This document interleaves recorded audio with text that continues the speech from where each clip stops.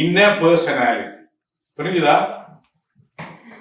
Beauty inner personality. என்ன பிரச்சனைன்னா Sri Lankans எல்லாரும் ஸ்பெஷலி யாழ்ப்பாணின்ஸ் எல்லாரும் வெள்ளையா அழகா நினைக்கிறோம். அது மூக்கு பணி மாதிரி முஞ்சி இருந்தாலும் கூட வெள்ளையா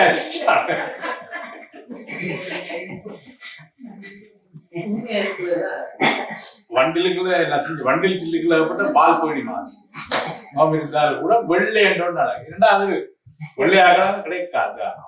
எங்களுக்கு எல்லாம் சவுத் ஈஸ்ட் ஏசிய திராவிட கலர் பால் மகேந்திர சொன்ன மாதிரி நல்லெண்ணெய் கலர் அழகு என்றதை பற்றி கேள்விப்பட்டிருக்கீங்க இல்ல இல்லையா?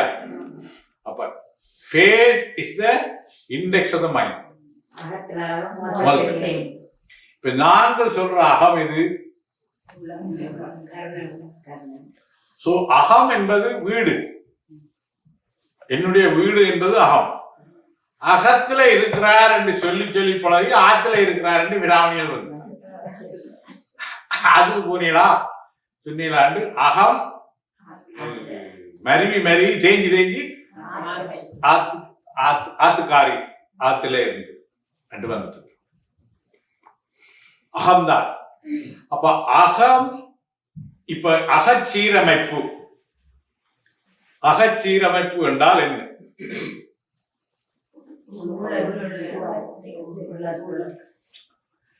வெளிச்சீரமைப்புகளுக்கு எல்லாரும் செயல்படுறோம். அதிகமா இங்க பார்த்திருப்பீங்க 16 இருந்து 20-25 வயது பெண் பிள்ளைகள் எல்லாம் சிரிச்சா இந்த பிரேஸ் போட்டுருக்கு. அங்க இல்லை, பள்ளிகள் எல்லாத்தையும் ஒழுங்குபடுத்துறது. பாத்துருக்கீங்களா?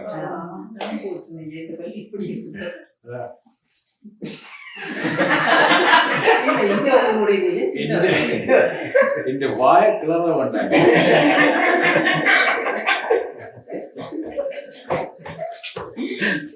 அப்ப when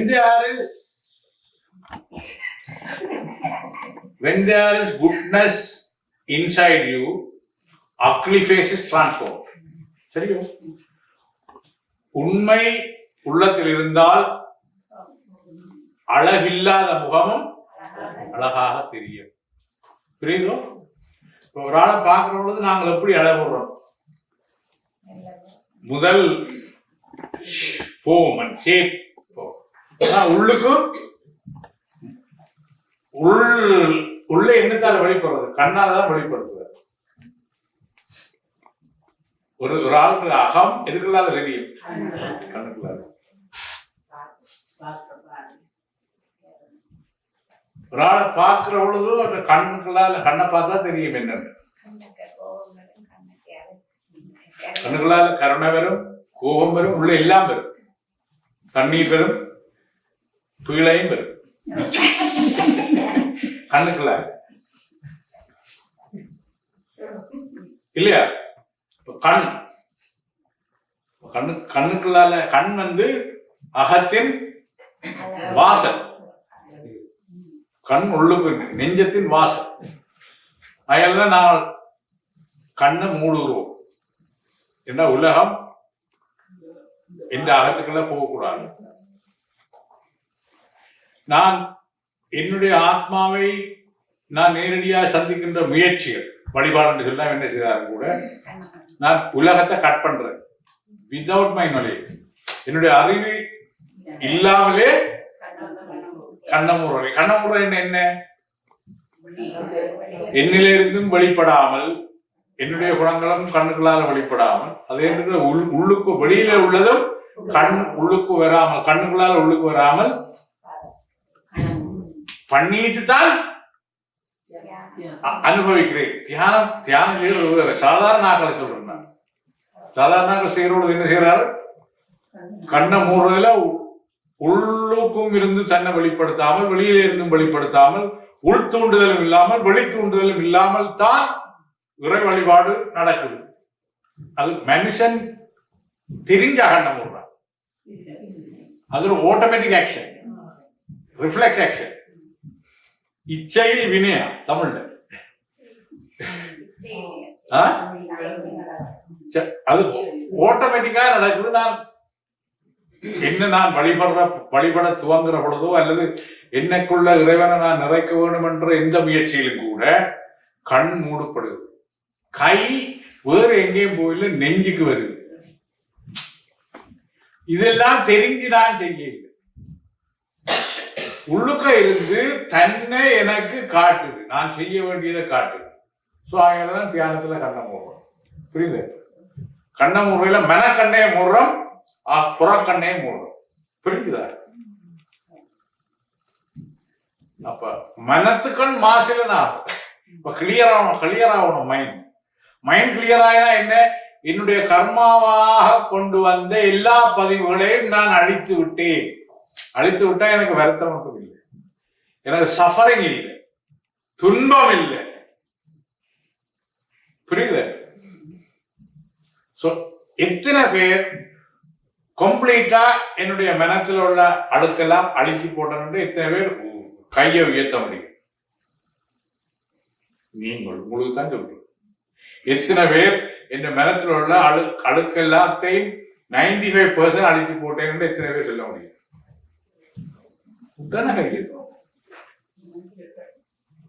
அப்ப இன்பமே இருக்குது, துன்பமே இல்லை, கம்ப்ளீட் இன்பம். இது நீங்கள் கை வைத்தின 4 பேரும் உங்களோட கன்செப்சுவலா அல்லது உணர்வா? நான் சொல்றது உங்களுக்கு எந்த பிரச்சனை ஏற்பட்டாலும் உணர்வது இல்லை, பிரச்சனையா உணர்வது இல்லை, சந்தர்ப்பமா உணர்வு. அப்ப நீங்கள் இதை அறிவாக கருத்தாக ஏற்றுக்கொள்றீங்களா, உணர்வாக உங்களால் ஏற்றுக்கொள்றீங்களா? உணர்வாக. அப்ப உங்களுக்கு எந்தவித வியாதியும் இல்லை, வந்தாலும் டப்ப மாறி படிக்கும். பரவாயில்லை. 4 பேருக்கு 95% அழிச்சிட்டாரு மைண்டே இல்லாத நிலை. ஏன்னா அழுக்கு இருந்தா தான் மைண்ட் ஒன்று இயங்கும். புரியுதோ? ஏனென்றா வருத்தம் மனம் என்ற சூக்ஷ்ம சரீரத்துல உள்ள பதிவுகளால் ஏற்படுது. மைண்ட கிளியர் பண்ண அமைதிப்படுத்த வருத்தங்கள் போயிடும். கர்ம வியாதி என்று இன்கரபிள் டிசீஸ் என்றது கூட கம் அண்டர் கண்ட்ரோல். புரியுது? குறிப்பா இந்த கேன்சர் அது இது எல்லாமே சைக்கோஸ்மெட்டிக் வியாதிகள் எல்லாமே கம்ப்ளீட்டா மாறிடும். செல்ஸ் மியூட்டேஷன், அது மாறி வளர்றது, அல்லது புது லைன் போடும். ரத்த குழாய்க்குள்ள புதிய லைன் ஒன்று போட்டுட்டா அது கேன்சர். புதிய செல் ஒன்று டபுள் உருவாக்கினா அது கேன்சர். அப்ப அதுல ஒன்றையும் மாற்ற அனுமதிக்காததுக்கு பேர் ஆன்மீகம், தியானம். சப்ரஸ் பண்ணுது.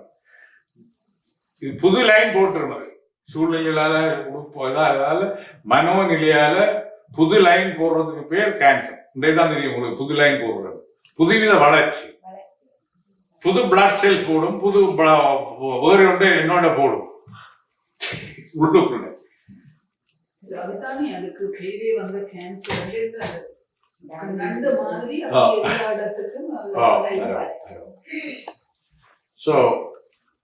புது இடங்களுக்கு உள்ளுக்குள்ள உள்ளதை இழுத்து போடுவாங்க. Unwanted growth. So அதெல்லாம் சைக்கோசோமேட்டிக். அது கூட உள்ளத்தாலதான் ஏற்படுது. உள்ளம் அமைதி கொண்டா செல்ஸ் அமைதியாக. ப்ளீச்சிங் பளிச்சென்று இருக்கிற என்ன வேண்டக்கூடாது. ஒமேகா 6 அதுல இருக்குது. அது குட் கொலஸ்ட்ராலை இல்லாம ஒமேகா 6 ஒமேகா 3 வாங்கிக்கலாம். ஒமேகா 6 குட் கொலஸ்ட்ரால் HDL அடிச்சு விட்டுருவோம். அதனால நீங்க நல்லெண்ணெய் வேண்டுற போதெல்லாம் கொஞ்சம் கருப்புள்ள எண்ணெய் தான் வாங்கிக்கணும். பளிச்செண்டு தெரிகிறது நல்லெண்ணெய் அல்ல, அதுக்கு கெமிக்கல் போட்டு அதை பளிச்செண்டு ஆக்கி விற்கிறாங்க. அந்த கெமிக்கல் கேன்சரஸ் கொசுறுத்தாகும். நல்லெண்ணெய்டா இப்படி ஆனக்கோட்டையில அம்மா ஊர்ல இப்படி வேண்டி பூசி பார்த்துட்டு இப்படி எல்லாம் மணந்துவாங்க. இந்த பளிச்செண்டு இருக்கிறதுல மணக்காது. இதே நல்லெண்ணெய் கூட சரியில்லை. ஆனைக்கோட்டை நெல்லெண்ணெய் விற்கிறாங்க கொஞ்சம் கருப்பா. அதை வேண்டினால் அது HDL. அதுல கொழுப்பாங்க கூடிட்டு இருந்தா புளி கட்டுப்படுத்துது, புளி கட்டுப்படுத்தினா அதுக்கு வெந்தயம் கட்டுப்படுத்துது, புளி இல்லை வேற. அப்ப அந்த காலத்துல எல்லாம் சித்தர்கள் தான் இதெல்லாம் சொல்லி இருக்கார்கள். அது வேலை நல்லெண்ணெயில பாவிச்சா எந்த எண்ணெயில பாவிச்சாலும் கொழுப்பை புளி கட்டுப்படுத்துது, புளியில் உள்ள பேட் திங்க வெந்தயம் கட்டுப்படுத்துது. அதனால அங்க சமைச்ச மாதிரி இங்க சமைங்க. இப்ப நான் இப்ப சொல்றது Wisconsin university medical faculty research south east Asian ஃபுட்ல தென்கிழக்கு ஆசிய இதுல இதை எண்ணெய் நல்லெண்ணெய் பாவிக்கிற பொழுது அந்த அதுல உள்ள HDL புளி ஓவர் HDL புளி கட்டுப்படுத்துது, புளியில உள்ள வாதத்தன்மைய வெந்தயம் கட்டுப்படுத்துது. வெந்தயம் ஒரு soluble ஃபைபர். எல்லாம் மறந்து போயிருந்தா திருப்பி தோணும்.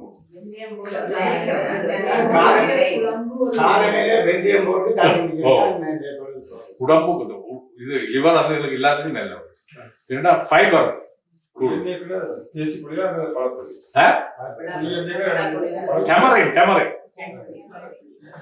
டெமரின் கொழுப்பு அடிச்சுட்டு அதான் ரசம்.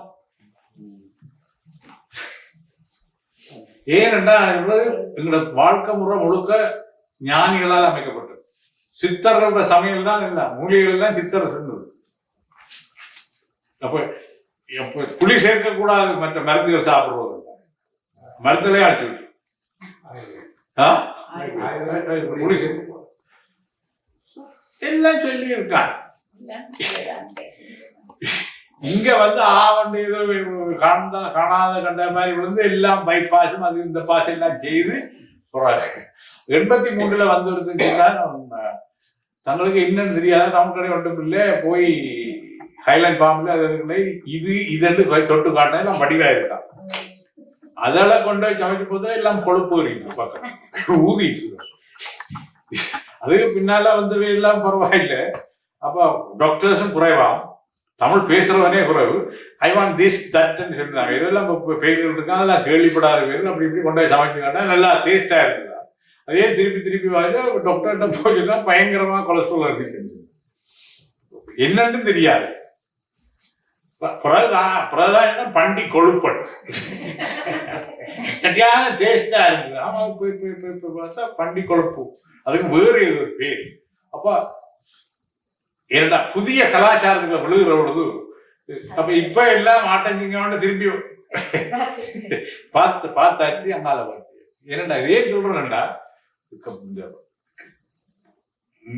முதல் உடல் இருக்கணும், சுவர் இருந்தா தான் சித்திரம் எழுதுறாங்க. நாங்க சித்திரம் எழுதி கொடுக்கறதுக்கு இது தேவை. வாழ்க்கை முறைகளை கடைசி காலத்திலேயாவது உள்ளுக்குள்ள ஒன்றுமே தேவையில்லை, ஒழுங்கா தியானம் இருந்தா ஒன்றுமே தேவையில்லை, எதையும் சாப்பிடலாம். ஒழுங்கான தியானம் இருக்குமெண்டா ஏன்னா அந்த பிசிக்கல் சேஞ்ச் ஏற்படுத்துது, வேற ஒன்றும் தேவையில்லை. ஒழுங்கான தியானம். ஸோ அறிவை கொண்டு தன்னை பாதுகாப்புவன் உண்மையை தேடுவோன் அல்லன்னு சொல்றேன். அறிவை கொண்டு தன்னை பாதுகாப்பவன் உண்மையை தேடுவோன் அல்லன்னு ஆதிசங்கர் சொல்றேன். நுழையால மட்டும் உண்மையை தேடல. இங்க என்ன வேணும்? கருணை. கருணை கருணை என்றதை வழியா வழங்கி கொண்டீங்களா? கருணை கருணை கருணை என்று இந்த கருணை என்றது எங்களுடைய வொக்காபுலரி குறைவு. நாங்க ஒருத்தரையும் கருணை படையில் அன்பு சின்ன இந்த பள்ளி முட்டாயிடம்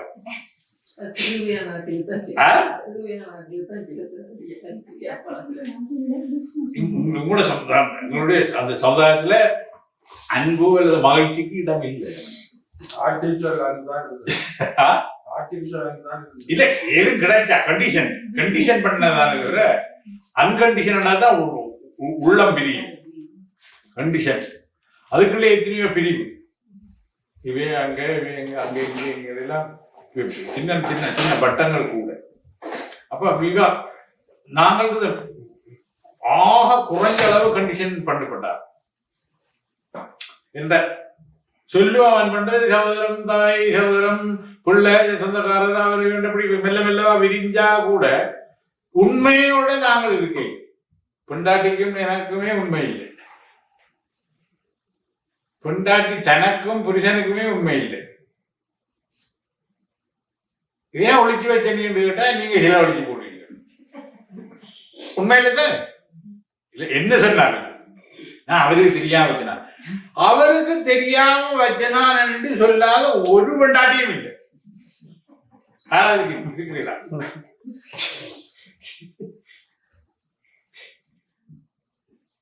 அவர் கண்டுபிடிச்சோட என்ன இல்லை, நீ உங்களுடைய ஆளை கொடுக்க வச்சிருக்க அன்பு இருக்கு, கருணை இருக்கு. புரிஞ்சுதா? இப்ப எங்களோட வாழ்க்கை முறையில இதை உணர்வுகள் கஷ்டம். அதுக்காக தான் நான் சொல்றேன், கருணை என்றது எங்க காட்டியிருக்கோம். அம்மா தாயே பசிக்குதுன்னு வரவனுக்கு என்ன கொடுக்குறோம்? ஒரு கொஞ்சம் அரிசி அல்லது ஒரு கத்திரிக்காய் அல்லது ஒரு பத்திச்சம். அதுக்கு பேர் தர்மம்.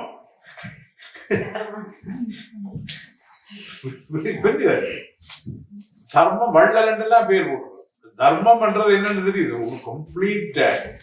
கம்ப்ளீட் கருணையாக வழிசுவது தவிர இந்த அதாவது எங்களோட அளவுகோல்கள் உங்களுக்கெல்லாம் இந்த உண்மையியல் ட்ருத்தாலஜி வேதாந்தம் விளங்குறது கஷ்டமா இருக்கிறது காரணம் உங்களுடைய உள்ளம் அதை பிடிக்கிறதுக்கு சரியா வளரு. என்னோட இவ்வளவு காலம் வந்து கூட கருணை உங்களால பிடிக்க இல்லாம இருக்குன்னா அந்த அடிப்படையில சம்திங் ராங். உண்மையில விடுதலை நாடி தான் இருக்கிறவங்க உங்கள்கிட்ட வந்திருக்கிறவங்க சொல்ற சென்று கொடுத்துறாரு. உண்மையில விடுதலை இந்த பிறப்பில இருந்து விடுதலை நாடித்தான் வந்திருக்கோம். ஏனென்றால் இந்த வாழ்க்கை ஒரு அடியண்டமா இருந்துட்டு, அதுல இதை விட ஒரு நல்ல வாழ்க்கைக்கு வந்துட்டீங்களோ இல்ல கம்ப்ளீட் விடுதலை. கம்ப்ளீட் விடுதலைன்றது அம்மம்மா தான் கையெழுதுறா உதவி முயற்சி.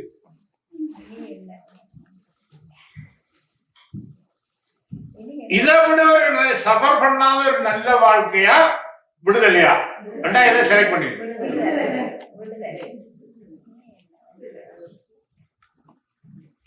அதுலயே சாய்ஸ்லயும் இதை விட ஒரு நல்ல வாழ்க்கை சஃபரிங் இல்லாத ஒரு வாழ்க்கையா அல்லது கம்ப்ளீட் விடுதலையா?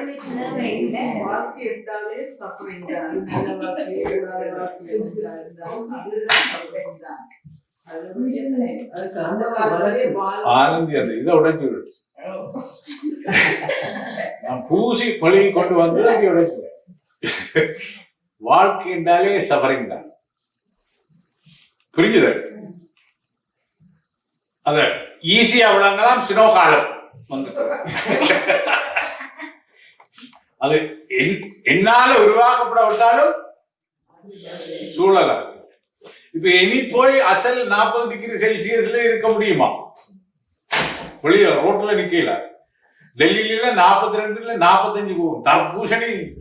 தர்பூசணி என்ற 10 ஜூஸ் 5 10 15 ரூபாய் 20 ரூபாய்க்கு 5 10 தட்டோம். 42 45 போயிடும் ரோட்டா. சவுதி அரேபியாலே அப்படித்தான் 45 45 போயிடும் செல்சியஸ். இங்க 26 என்றாலே அந்த மாதிரி மாத்தி வச்சாச்சு. சோ இங்க வந்த உடனே உங்களை கேட்காமலே உங்களோட உடல் உங்களை மாத்தி வச்சிருக்கின்றால் என்னட்ட வந்த பிறகு உள்ளத்தை மாத்தி வச்சிருக்க முடியுமோ இல்லையோ? அதுல உங்களோட உள்ள ஆட்களுக்கு அறிவு பூர்வமா தந்தும் உணர மறக்கிறீங்கள். உங்களை மாத்தி வைங்கோ. உங்களோட நான் எவ்வளவுதான் உங்களோட பிரெயின் செல்ஸை மாத்தினாலும் உங்களோட பிடிப்பில இருந்து இது கிரிப் பண்றது குழந்தைங்க உங்களை பிடிச்சு வச்சிருக்கேன். கலாச்சாரம் வளர்ப்பு அது இது முறைகள் எல்லாம் சோசியலைசேஷன் எல்லாம் சேர்ந்து அந்த பிடியில இருந்து விலகிட்டீங்களா? விலகினால்தான் இந்த அமைதியை, இந்த ஆனந்தத்தை உங்களால கம்ப்ளீட்டா அனுபவிக்க முடியும். அது இஸ் ஹிண்டர். ஏன்னா அது கண்டிஷன். நாங்கள் we are not humans. நாங்கள் எங்களை ஹியூமன்ஸ், எங்களோட humanity சொல்லிடாங்க. we dehumanized by the condition of the society.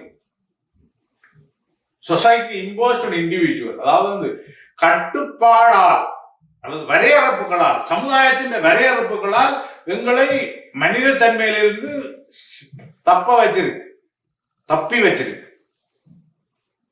வழி தவற வச்சிருக்கு. மனித தன்மையில் சமூகம், சமூகம், நாடு, இனம், மொழி, மதம், இதுகள் எல்லாம் ஒரு வரையறை. ஒரு இந்துவாக இருந்து விடுதலை அடைய முடியுமா? ஒரு கிறிஸ்டியனாக இருந்து விடுதலை அடைய முடியுமா?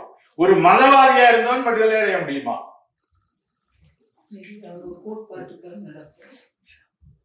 அப்ப கண்டிஷன். எவன் பிரம்மமாகிறானோ, வேதாந்தமா தான் சொல்லுது, எவன் பிரம்ம நிலை அடைகிறானோ உள்ளத்தில் அவனால்தான் விடுதலை அடைய முடியும். பிரம்மம் ஒன்றுதான். அதுக்கு பேர் இயேசு, அல்லாஹ், பரமபிதா, என்ன பலாய கூப்பிட்டாலும் அது ஒன்றுதான் என்ற நிலையில தான், அதுதான் எனக்குள்ள இருக்கு, அதுதான் விரிஞ்சு கிடக்கு என்ற ஒரே நிலையில தான் விடுதலை அடைய முடியுமே தவிர. ஆனால் இந்துசத்தில் ஒன்று என்னென்றால் இந்த கட்டுப்பாடும் பெரிசா இல்லை. ஆகையால உள்ளதுக்குள்ள முதலாவது தோன்றின மதம் என்றபடியால, சிந்தனை என்றபடியால கட்டுப்பாடு இல்லாததால், வரையறுப்பு இல்லாததால், there is no condition. Strict condition இருந்தால் அது எங்களுக்கு இப்ப பார்த்தா ஆர்கனைஸ்ட் மாதிரி தெரியும். அதுவே வீக்னஸா முடியும். புரியுது? ஒரு நிறுவன மயப்படுத்தாதது ஒரு வீக்னஸா தெரிஞ்சாலும் கூட, ஆனா அதுவே பலம். இங்க பூரண விடுதலைக்கு அதுதான் பண்ணுது. அப்ப இம்போசிஷன் இல்லை. ஹிந்து விஷயத்துல இப்படி இப்படித்தான் செய்யன்றது இல்லை. ஆகையால சுதந்திரமாக இருக்க முடியும், சுதந்திரமாக சிந்திக்க முடியும். அது மோஸ்ட் இம்பார்ட்டன்ட் திங். கருத்து சுதந்திரம் என்றெல்லாம் சொல்றாங்க. கருத்து சுதந்திரம் இருக்காங்க உண்மை இல்லை. இரண்டா கலாச்சாரம் என்ற மதம், மொழி என்ற பெயர்ல வேற குறுகிய விதமா சிந்திக்கிறோம். உங்களை எத்தனை பேர் இறைவன் எனக்குள்ளதான் இருக்கிறான் என்று இருக்கிறானான்னு இருக்காம இருக்கிறான் என்றத கம்ப்ளீட்டா நம்ப முடியும்? எத்தனை பேர்?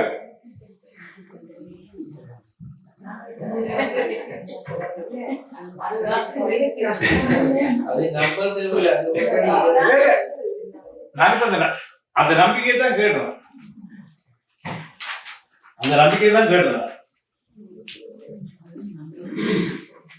எத்தனை பேரால நம்ப முடியும்?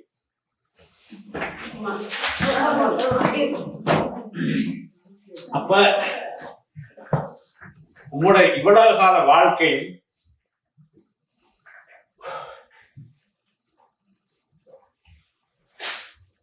எஃப்ல இருந்து ஈக்கு கொண்டு வந்து கார்ல கேஸ் இந்த பொசிஷனை விளங்கப்படுத்துறதுக்கு மீட்டர் உண்டு. எஃப்ல இருந்து ஈக்கு கொண்டு வந்தது. அது ஈக்கு வரப்போகுது. எங்க போவீங்க? கேஸ் ஃபில் பண்றது. ஈக்கு வந்தா என்னட்ட வந்து நீங்க அடுத்தெடுக்க வேண்டிய முறை என்ன? நீங்க எத்தனை வருஷம் இருக்க போறீங்க இந்த இங்க? ஈக்கு கிட்ட வந்துட்டீங்கல்ல, இதானே எம்டி கிட்ட வந்துட்டீங்க. அப்ப கேஸ் ஸ்டேஷனுக்கு போகணும். புரிஞ்சுதா? இப்ப உணர்வு உள்ளம் எல்லாம் டிப்ளீட்டட். உடல் கலந்த உடனே அந்த உணர்வு அது இதெல்லாம் குறைஞ்சு கொண்டு போகுது இல்லையா? எங்க வரணும்? திருப்பி ஃபில் பண்ண. என்னத்தை ஃபில் பண்ண முடியும் உங்களால? இப்ப நானா எங்க போறேன், என்ன ஃபுல்லா இருக்கிற போது வருமா? ஃபுல்லா நிக்கிற போது வந்தால் உங்களுக்கு பேர் உங்களோட கர்மாசந்த ஞானம். இப்ப எம்டிக்கு கிட்ட வந்துட்டு சரியான இடத்துக்கு வந்துருக்கு. என்ன இப்ப ஃபீல் பண்ணணும்? ஞானத்தால் ஏற்பட்ட கருணை, அதைத்தான் ஃபீல் பண்ணணும். எம்டியா போயிடல. இதால ஏற்படுற உடலுக்கு ஏற்படுற நன்மை என்ன? ஒவ்வொரு செல் பை செல்லாக இறை உணர்வு பரவுகின்றது. ஒவ்வொரு இறை உணர்வு ஒவ்வொரு செல் பை செல்லாக. அப்ப டிஎன்ஏல ஜீன்ஸ்ல உள்ள எக்ஸ்பிரஷன் தான் மனம். இப்ப மனம் என்னத்தை நினைக்குதோ அங்க கொண்டு போகுது வாழ்க்கை. உங்களுடைய மனம் எல்லாம் எங்க பண்படுத்தப்பட்டதுக்கு? ஞானத்துல பண்படுத்தப்பட்டு கருணை பக்கம் திருப்ப விட்டுப்படப்பட்டது. கிளியரா? அப்ப இது சரியான கேஸ் ஸ்டேஷனா இல்லையா?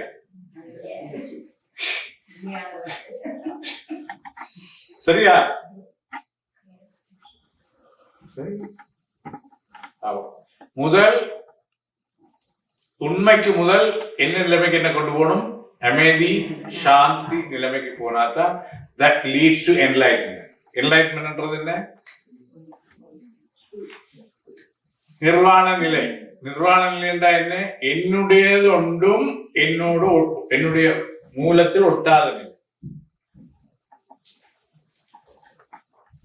இப்ப உடம்புல உடுப்பு இல்லாமல் இருந்தா அதை நிர்வாணம் என்று சொல்றோம். இது உள்ளத்திலே ஒன்றும் இல்லை, தனியா அது நிக்கிற நிலைமைக்கு பேர் பரிநிர்வாணம். சரியா? சரியா? சோ இதுதான் சமூகத்தாலும் குடும்பத்தாலும் அறிமுகப்படுத்தப்பட்ட இறைவன், கடவுள், கடந்து நிற்கிறபடியால இதுதான் உலகம் முழுக்க. அது ஒரு இடத்துல இருக்கிற என்னுடைய சென்டர், அதை நான் பிடிச்சா உலகம் முழுக்க சுத்தி வருது. அதுதான் எனக்கு இன்புட்ஸா உடல், உள்ளம், ஆத்மீகம் எல்லாம் தருது. என்னுள்ள இருந்து பிரதிபலிக்க வேண்டியது எண்ணம், சொல், செயல்.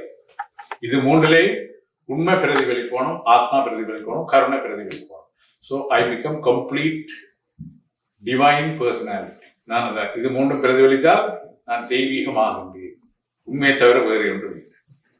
உண்மையை தவிர வேறு ஒன்றும் இல்லை. கோர்ட்ல 2 பேரும் சொல்றான், சாட்சிக்காரன் சொல்றான், அக்யூஸ்டும் சொல்றான். அந்த அது கேவலமானதுதான். அதனால உண்மையை தவிர வேறு ஒன்றும் இல்லை. உண்மையை தேடுகிறோம், உண்மையை காண்கிறோம். அப்ப பொய் எல்லாம், பொய் திரையெல்லாம் அறந்து விடுகின்றது. சரிதானே? கிளியரா? அப்ப உள்ளதை விழிப்புடன் உணர்றது. உள்ளது என்னது? உள்ளதை விழிப்புடன் உணர்வது. சமாதி. சமாதியால் ஏற்படுகின்ற நிலை. இது சொன்னது பூர்ணமா விளங்காத கேள்வி புதுக்கு வந்தாலும் தவிர உங்களுக்கு புரிஞ்சுதா? சப்ஜெக்ட் புரிஞ்சுதா? என்ன உங்களுக்கு பிரச்சனை வருது விளங்குதா? இப்ப கம்ப்ளீட்டா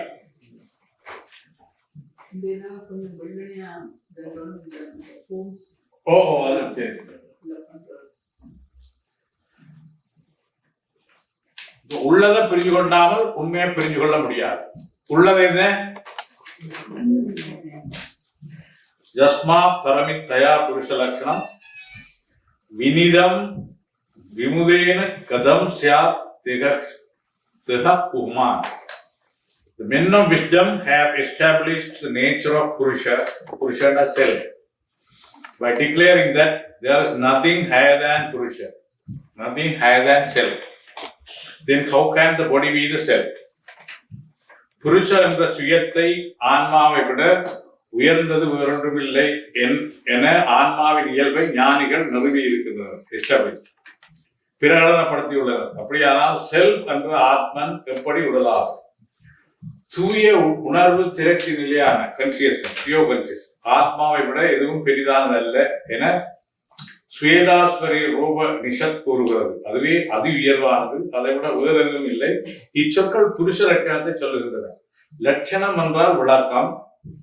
புருஷ என்ற சொல் அப்பால் வேறும் எதுவும் இல்லை என்பதை குறிக்கிறது, டெபினிஷன். அது மட்டுமே இருக்கிறது, அவனில் ஒன்று மட்டுமே இருக்கிறது, ரெட்டே என்பது இல்லை. அவனில் சடப்பொருளின் சுவடு கூட, சுவடுன்ற ட்ரேஸ், சடப்பொருளின் சுவடு கூட கிடையாது. அதுல ஆத்மனில், சுயத்தில், புருஷனில் சடப்பொருளில் மெட்டீரியல் ட்ரேஸ் கூட இல்லை, பியோர். அப்ப புருஷோத்தமன்டா, புருஷோத்தமன் புகழ் பாடுங்களே புல்லாங்குழல். புருஷோத்தமன்டா யார்? கிரேட் ஆத்மாவுதான் புருஷ உத்தமன். ஆத்மாவுக்கு நிகர் ஆத்மா மட்டுமே தான். விழிப்பு நிலையில் கனவின் சுவடு கிடையாதோ அதுபோலவே ஆத்மாவின் சடப்பொருளின் சுவடே கிடையாது. நான் முழிச்சிருக்கிற பொழுது, முழிச்சிருக்கிற பொழுது கிராமிய தமிழ், முழிச்சிருக்கிற பொழுது கனவுன்ற சுவடு கூட அடையாளம் கூட இல்லை. அதுபோலவே அப்ப விழிப்பு நிலையில் கனவு விழித்திருப்பவருடன் ஒன்றிணைந்து மேஜஸ் கலர்ப்புணைவு விடுகிறதோ. இப்ப கனவு என்ன, என்னில நான் முழிச்ச உடனே என்னில்தான் கலந்துருக்கு. அப்புறம் இரவு கனவு வரும், நான் விழிப்பு நிலையில இல்லை விட்டா. அப்ப இப்ப அந்த கனவுங்க என்னில கலந்துருக்கு, இல்லையோ, என்னில கலந்துருக்கு. அதுபோலவே ஆத்மனில் பன்மை கிடையாது. ஆத்மாவில் புளூரலிட்டி இல்லை, பன்மை இல்லை, ஒன்றே ஒன்றுதான், வேற ஒன்றும் சேர்க்க முடியாது என்கிறது ஸ்வேதாஸ்வரோபனிஷத். இங்கு விமுதேன ஞானிகள் என்பது தங்கள் மடமையை துறந்தவர்கள். ஞானிகள் என்ற மடமையை துறந்தவர்கள், left of all their foolishness என்பதால் ஞானிகள் ஆத்மனை விட அப்பால் எதுவும் இல்லை என்றும் அதே ஆத்மா புருஷ உண்மை என்றும் சுட்டுகின்றனர். இந்த புருஷனில் இயற்கை என்னும் பிரகிருதி கிடையாது. இப்ப இயற்கை அவனுடைய படைப்பு, அதுல அவன்ல பிரகிருதி கிடையாது, புருஷதான் பிரகிருதி என்றது. யார் இந்த பிரகிருதி என்று கேட்பான்? நக்கலுக்கு கேட்பான். பிரகிருதி என்றது சமஸ்கிருதத்துல சட பொருளாலான இயற்கை, ஒரிஜினல் இல்லாத. ஒரிஜினல் எது? உடம்பெல்லாம் பிரகிருதியா புருஷன், உயிர் மனம் புத்தி பாஸ். பிரகிருதி என்ன? Nature, material. இந்த புருஷனில் இயற்கையின் பிரகிருதி கிடையாது, புருஷ மட்டுமே உண்மை. ஆகவே எப்படி இந்த உடலை புருஷ என்று உன்னால் விளங்கிக் கொள்ள முடியும்? How can you come to understand that the body is புருஷன்? புருஷன் என்பது வேற, பிரகிருதி என்பது வேற, இயற்கை என்பது வேற, புருஷன் என்பது. அதனால்தான் பெண்ணை பிரகிருதியாகவும் ஆண புருஷனாகவும் அந்த காலத்தில் சொன்னார்கள். இப்ப ஆணுக்கே பயங்கர ஆசை. புருஷனும் பிரகிருதியும் சேர்ந்ததுதான் இயக்கம் ஏற்படுத்தும். ஆகையால பிரகிருதிக்கு அடையாளமாக பெண்ணையும் புருஷனுக்கு அடையாளமாக ஆணையும் சொன்னார். ஆகையால வேதங்கள் உட்பொருளை பார்க்கிற பொழுது பெண்ணை விட ஆண் உயர்ந்தவன் என்ற ஒரு தளத்துக்கு வரலாம். ஆனால் ஆத்மா ஒன்று. ஆக உண்மை லெவலுக்கு ஏற்படுறது ரெண்டு ஒன்று. புரிஞ்சுது? ஏனென்றா இது படைப்போட நின்றெல்லாம் தளவும். பிரகிருதி என்பது என்ன? படைப்போட. புருஷன் ஐயா பாருங்க அந்த சாதி நல்ல விட்டுக்கிறாங்க. இதுதான் உதாரணம். அது நல்ல வடிவா இருக்குப்பா, நீ விட்டுட்டு வேறு புகழ்களையும் காலையில் நீட்டு பாடுது. இது நடக்கிறதானே இருக்கு. கோயில்களில் திருவிழாக்கள்ல 2 கையில 2 கொடிகளை பிடிச்சிட்டு அவர் நல்ல வடிவா இருக்கப்பாரு, விட்டுட்டு வா காசு. அது அப்படித்தான் இருக்கும். இது அது பிரகிருதி என்றா பெண் தன்மை. ஆனா ஆத்மாண்டா எல்லாம் வெஞ்சு வைப்ப கிளியரா இப்ப இதை விட வேறு என்னதால் வழங்கப்படுத்தலாம். ஓகே, கேள்விகள் இருக்கா? தியானத்துல உண்மை என்ற வடிவம் இல்லாத ஒளியை மட்டும் தியானிக்கிறேன்.